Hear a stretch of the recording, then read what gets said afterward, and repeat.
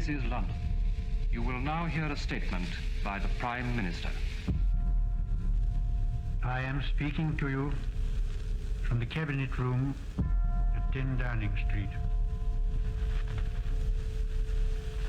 This morning, the British ambassador in Berlin handed the German government a final note.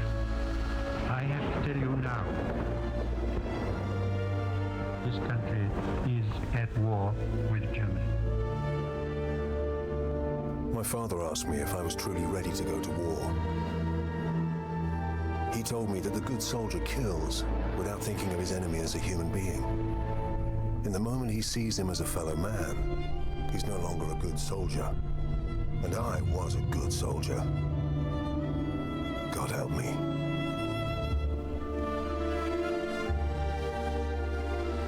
Within each of us lie the seeds of an undefined greatness. We are the fathers of our own future. That future must be chosen, nurtured, guided. It must be driven with conviction.